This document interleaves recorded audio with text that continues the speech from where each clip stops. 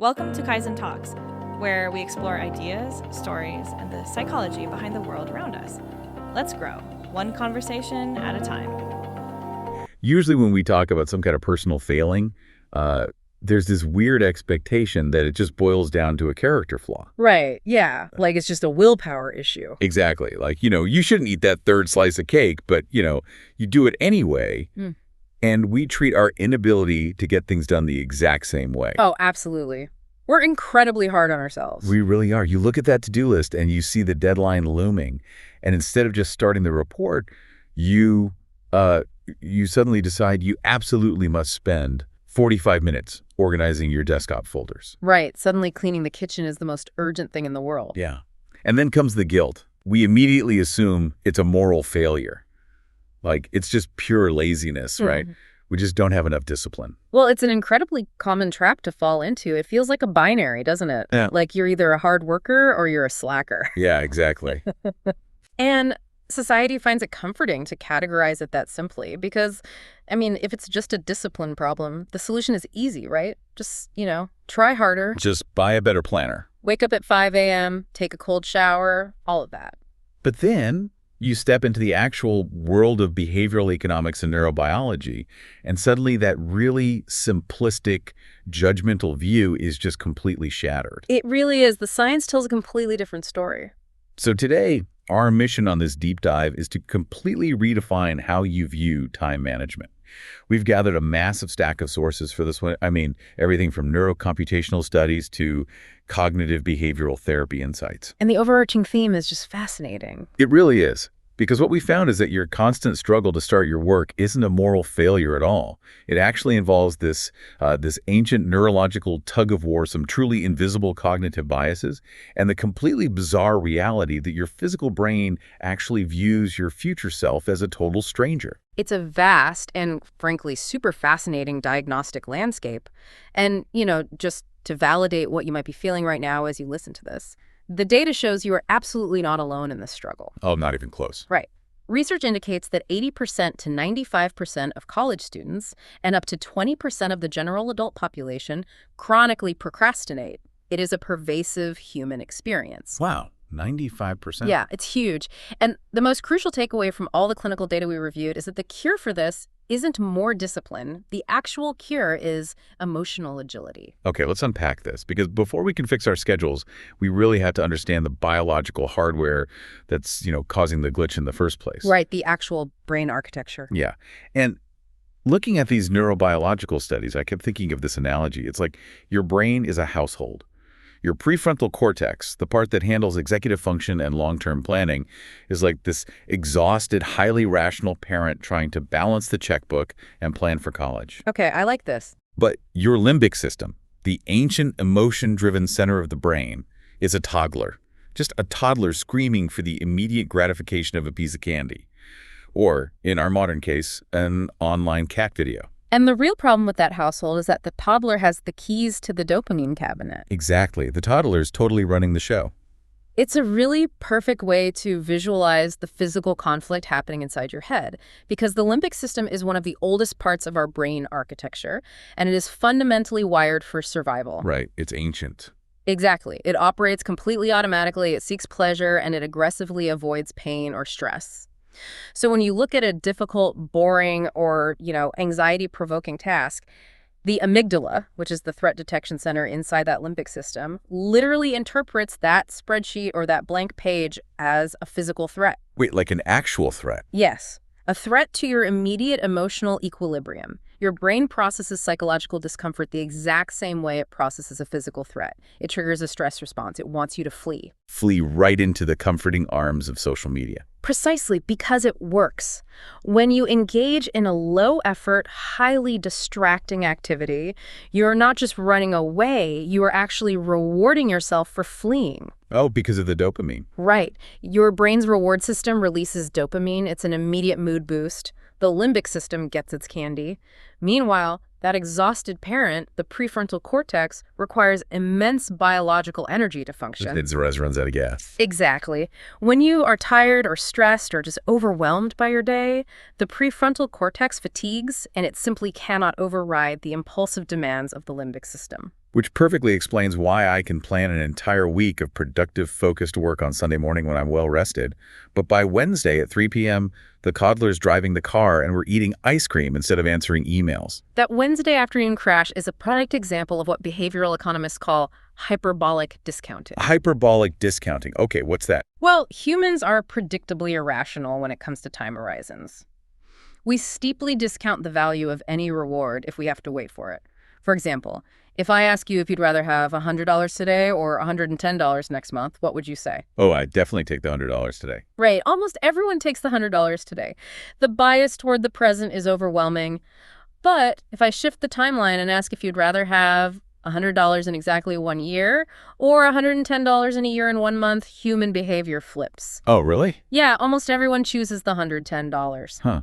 Because a year from now, the wait doesn't feel painful. Yeah. But waiting a month right now feels completely intolerable to that toddler part of my brain. Exactly. That 1 month delay only feels like a burden when it's happening in the present moment. And this brings us to what might be the most incredible neurocomputational finding in all these sources. Oh, the fMRI study. Yes. Researchers used fMRI technology to look at a part of the brain called the dorsomedial prefrontal cortex.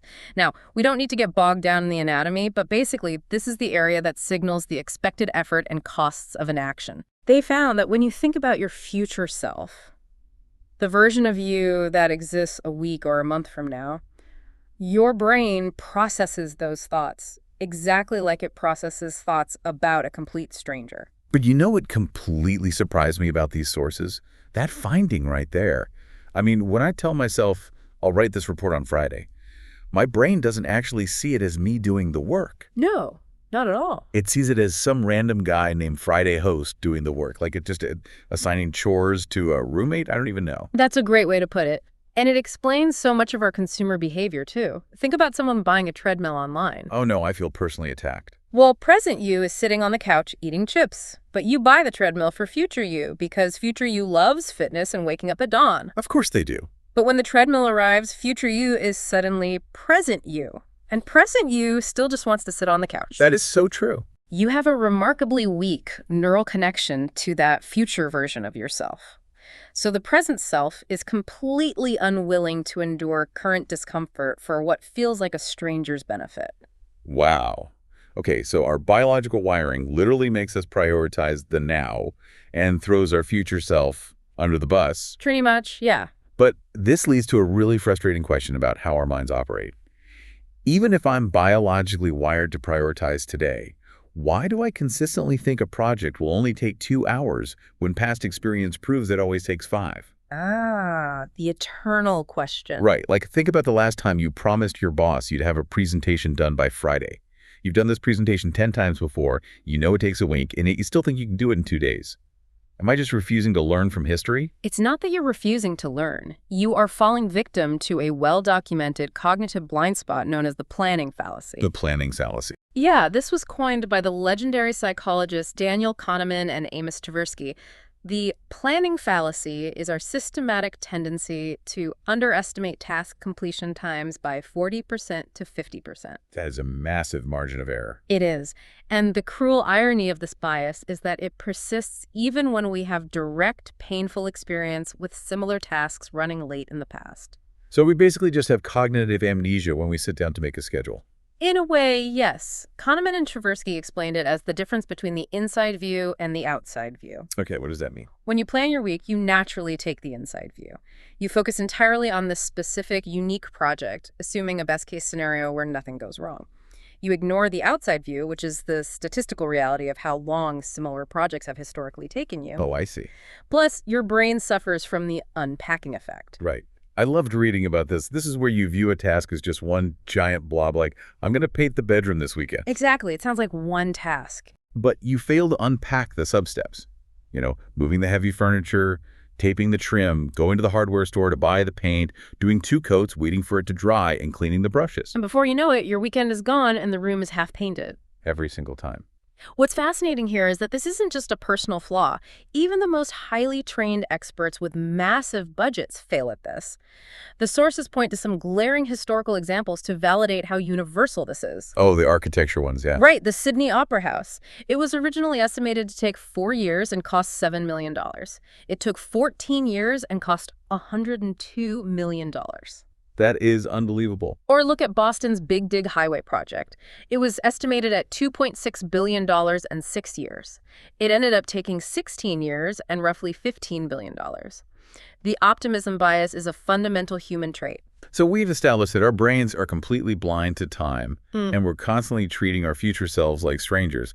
But, I mean, I know I eventually finish my taxes every April. Eventually, yes. Right, eventually.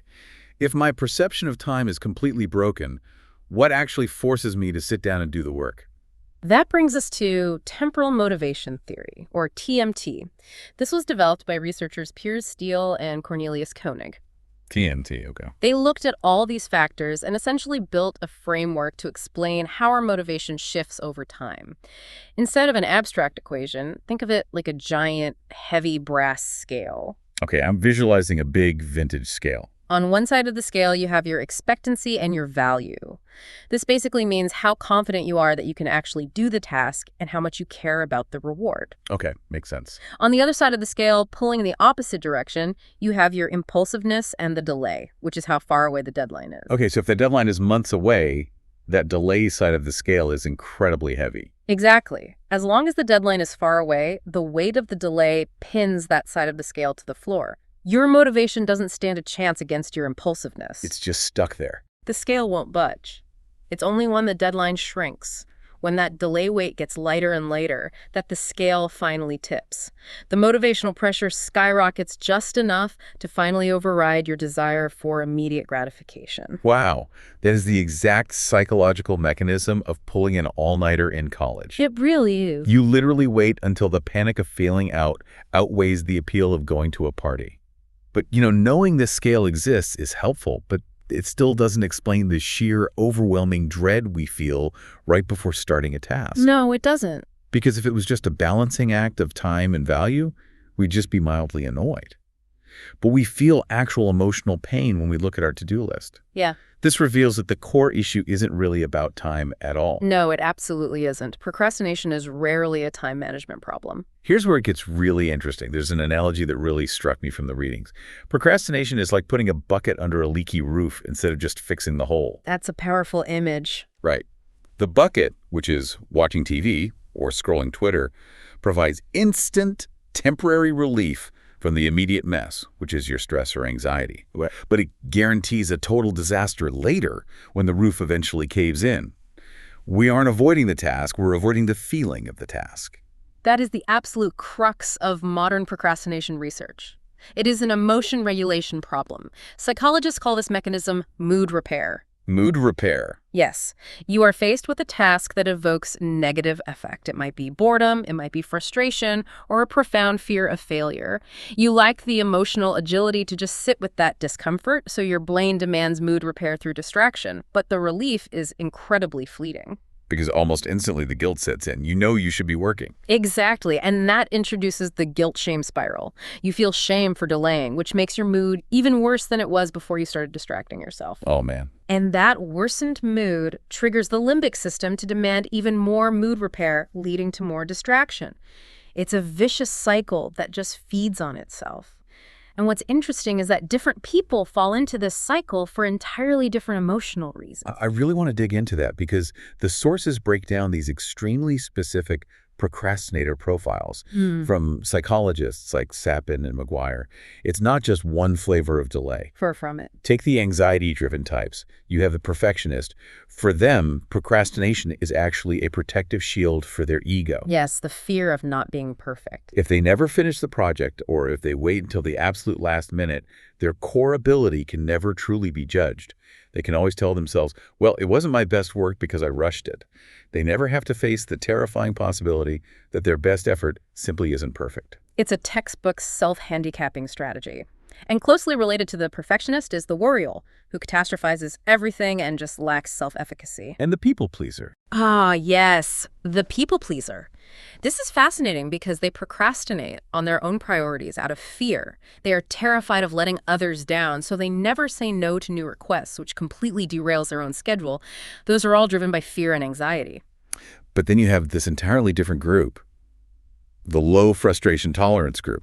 These are the people who just physically cannot stand being bored. Yes, a totally different driver. You have the crisis maker. I think we all know a crisis maker. This is the person who proudly claims, I work better under pressure. I hear that one all the time. They literally wait until the last minute because they need the adrenaline rush of a looming disaster just to feel motivated enough to overcome the mundane boredom of the work. Which is largely a myth, by the way. Research consistently shows that stress degrades cognitive performance. The crisis maker isn't doing their best work. They're just using a manufactured panic attack as a productivity tool. Wow, that's calling them out.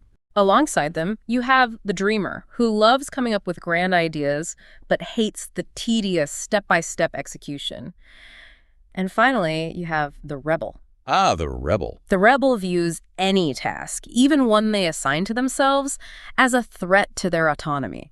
They use delay as a passive-aggressive way to maintain a sense of control. You can't tell me what to do, I'll do it tomorrow. That's the rebel. Exactly. But you know, as I was reading through the studies on these profiles, I found something that actually annoyed me. There's this idea proposed by researchers Chu and Choi about active versus passive procrastinators. Right, a very debated topic. Basically, they were arguing that some people purposefully delay under pressure, and it's actually a valid functional coping style. Are they actually onto something, or is that just a fancy excuse for a bad habit? That debate raises an important question about outcomes versus intentions. Chu and Choi argued that active procrastinators make deliberate decisions to delay, possess high self-efficacy, and actually achieve academic or professional performance similar to non-procrastinators. Okay, but critics strongly push back, and I think rightly so. The pushback argues that if you are successfully prioritizing tasks, actively deciding what to do later, and still meeting your deadlines with high quality, well, that isn't procrastination at all. That is just strategic delay. right, real procrastination has to involve that negative emotional spiral. Exactly. Studies show that when you actually test these so-called active procrastinators, they report lower intrinsic motivation, and they often score lower on exams than people who don't procrastinate. So labeling it active procrastination may really just be a disguised flaw, a clever rationalization to defend poor habits. Okay, so what does this all mean for us? If our neurobiology is fighting us and our cognitive biases are blinding us and our emotional defense mechanisms are trapping us, how do we actually disarm these traps? You need practical interventions. Because the sources explicitly warn against complexity bias, which is the tendency to think we need some massive, intricate system with 50 different color-coded labels and perfectly synced calendars to fix our lives. Like getting things done, or those huge frameworks. Yeah, but those complex systems just create more friction. They just make us avoid the work even more. So what is the simplest, lowest friction way to trick my brain into starting? The overarching goal is to bypass the threat detection system of the amygdala. You have to lower the activation energy required to begin. You have to negotiate a truce with your emotional brain. A truce with the toddler. Exactly. And the most effective evidence-backed tool for this is the 10-minute trick. You make a firm deal with yourself. You only have to work on the dreaded task for exactly 10 minutes. You have full permission to quit after that. And that completely disarms the amygdala, right? Because 10 minutes isn't a threat. I can survive 10 minutes of anything. Precisely. You remove the psychological fear of the unknown and the daunting scale of the project.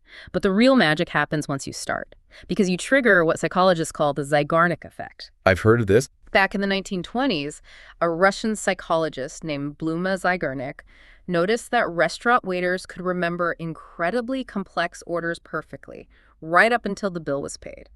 The moment the task was completed, it completely vanished from their memory. Our brains fundamentally hate uncompleted tasks. They literally nag us on a subconscious level. So by just agreeing to do 10 minutes, you crack the door open. Yes, you open the loop. Once the brain is tricked into touching the work, the fear of the unknown disappears. The friction shifts completely. Instead of struggling to start the task, the Zeigarnik effect takes over and creates a cognitive itch. You actually feel friction to stop working because your brain wants to close the loop and finish what it started. That's brilliant. Just open the loop. Yeah. What about the planning fallacy we talked about, the whole painting the bedroom problem? How do we stop constantly underestimating how long things take? You need to stop trusting your gut Abandon that inside view we discussed and start using rigid buffer multipliers based on historical data. Multipliers. Yeah, the research provides specific formulas that you can apply right now. If you are doing a routine, repetitive task that you've done before, multiply your initial time estimate by 1.5. Okay, well, 1.5. If it's a moderately complex project, multiply your estimate by 2. If it is creative work like writing a speech or designing a presentation, multiply your estimate by 2.5. Wow, 2.5. And if it's a highly novel technical project where you are doing something entirely new, multiply your estimate by 3. Let me put that in real-world terms. Yeah. If I think building that new spreadsheet format for my team will take 1 hour, I actually need to block out 3 hours on my calendar. Exactly. It kind of hurts my ego to admit I'm that slow, but it's infinitely better than missing the deadline and apologizing to my boss. It forces you to acknowledge the outside view. And to further reduce friction, you can automate your success using implementation intentions. What are those? These are simple, highly specific if-then plans. If it is 9:00 a.m. and I have poured my coffee, then I will open the budget report for 10 minutes. It removes the decision-making process entirely. You don't have to debate with yourself whether you feel like doing it. The environmental trigger simply dictates the action. I love that. Remove the debate. But maybe the most surprising strategy to me out of all these sources was the cognitive behavioral therapy angle regarding self-compassion. It's powerful stuff. The idea that beating yourself up for procrastinating yesterday actually guarantees you'll procrastinate today. It's a biological reset button. It connects right back to the emotion regulation we discussed. When you shame yourself for delaying, you dramatically increase your own psychological stress levels. And we know what the limbic system does when it's stressed. Right. It seeks immediate relief through distraction. By actively forgiving yourself for past procrastination, you lower your emotional load. You remove the threat. And paradoxically, practicing self-forgiveness makes it significantly easier for your prefrontal cortex to take control and initiate the next task. So to wrap this all up for you listening, if you constantly struggle with time and task management, it is not a personal defect. It is a feature of human evolution. Absolutely. Your brain is doing exactly what it was wired to do thousands of years ago. Seeking safety, conserving energy, and avoiding immediate pain. The goal of all this isn't to become some flawless robot of discipline.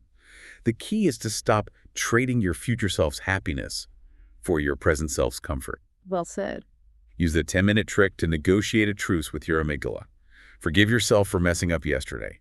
Pad your schedule by 2.5 times when you plan your week. You just have to use these little cognitive hacks to make the right choice a little bit easier for your brain to swallow. And I'll leave you with one final lingering thought from the evolutionary psychology literature we reviewed. We spent a lot of time discussing how procrastination is a glitch in modern society. But some researchers suggest that for our Paleolithic ancestors, procrastination might have been a highly evolved survival mechanism. Wait, Yes.